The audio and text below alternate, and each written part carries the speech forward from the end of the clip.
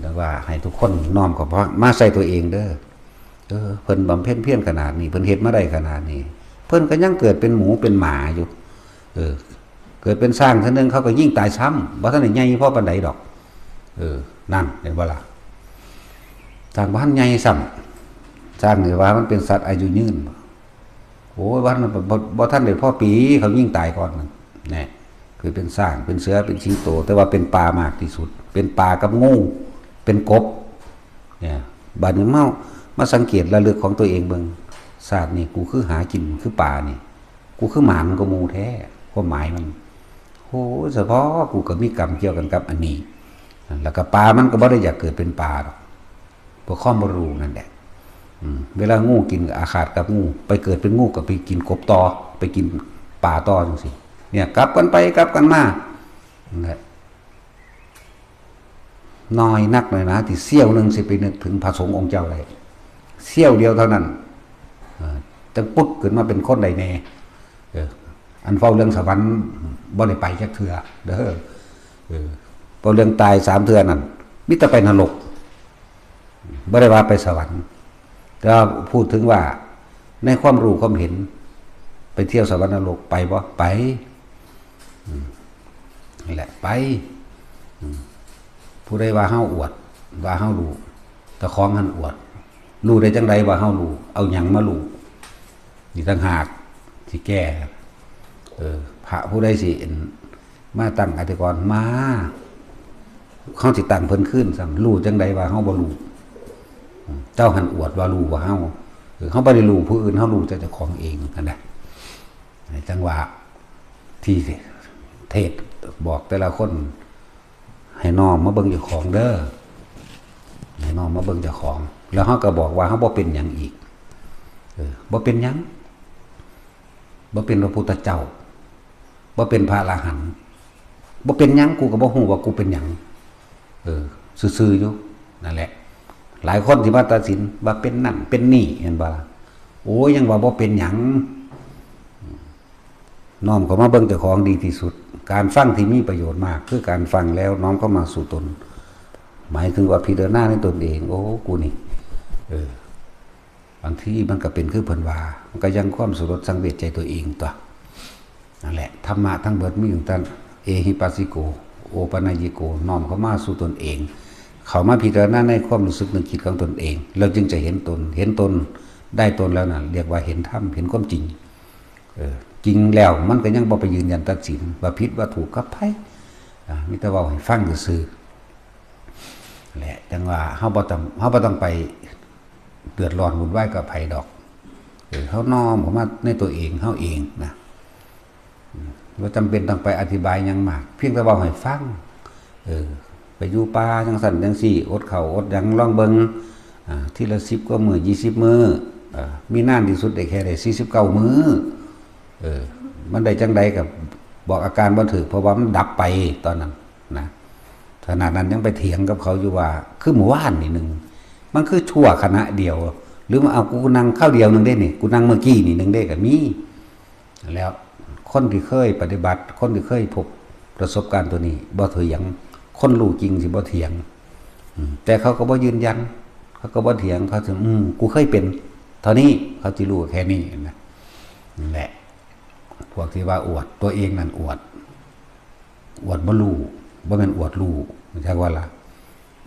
พวกกันจับปไตยปิฎกนะ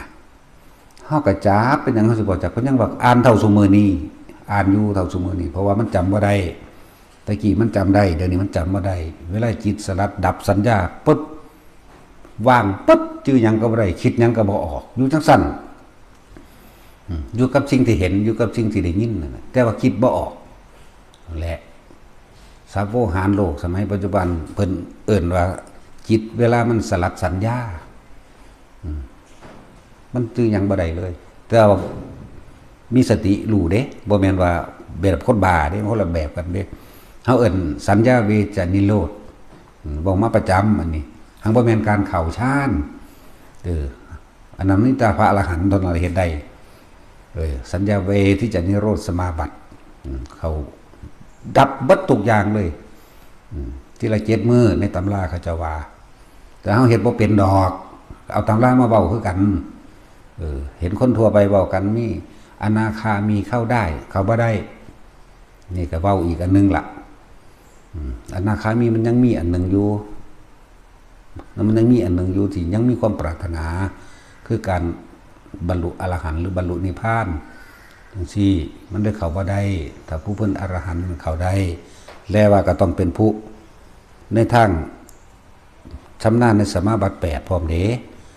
อรหันต์มันก็มีหลายประเภทเนาะนั่นแหละบอกไปหลายก็เว้าทำนั้นแหละถ้าผู้เขามาบวชแท้ๆบ่รู้จักหยังก็บ่อึดบ่อยากหยัง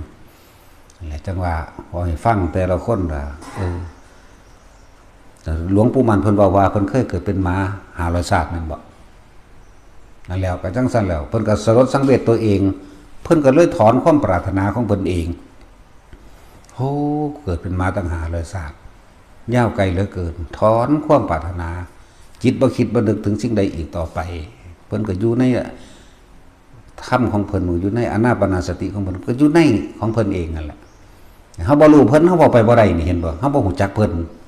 เฮาบ่แม่นความรู้สึกเพิ่นเฮาบ่แม่นกายเพิ่นก็เว้าไปได้แค่นี้แหละเพิ่นก็อยู่ในธรรมของเพิ่นเท่านี้หลวงตาบัวอีพ่อเนี่ยบัวมื้อนี้โอ้ยเกินไปว่าเอาล่ะกูก็ถอนออกมาบ่มีความปรารถนาหยังอีกกูบ่เป็นหยังนั่นสั่นตัวนั่นแหละจังว่ามันเป็นหยังสิเว้าบ่ได้เดี๋ยวนี้พระองค์พุทธเจ้าเพิ่นก็เว้าเรื่องอดีตศาสตร์แม่นบ่ล่ะเพิ่นก็เว้าเรื่องการบำเพ็ญเพียรของเพิ่นเพิ่นก็เว้าวิธีถอดถอนตัณหาอุปทานเพิ่นพระอรหันต์แต่ละองค์ภิกษุณีหมู่นั้นได้ทั้งนั้นแหละแต่จังว่าบอกพวกแอดมินทั้งหลายเวลาเขาได้หยังมากก็สั่งอย่าตอบให้เขาสัตว์เต็มที่เขาเลยเฮาสิเทศไปของเฮานะนั่นแหละว่าต้องไปตอบว่าต้องไปตกไปเถียงน้อมเข้ามาเบิ่งอารมณ์ตัวเองเวลามันโมโหปุ๊บหันเข้ามาทันทีอ้าวกูเป็นโมโหเขาเห็นหยังตอนนี้กูกำลังตกนรกเด้โลดนี่แหละนรกดิบคืออารมณ์โมโหนี่บ่พอใจเขามึงมาว่าให้อาจารย์กู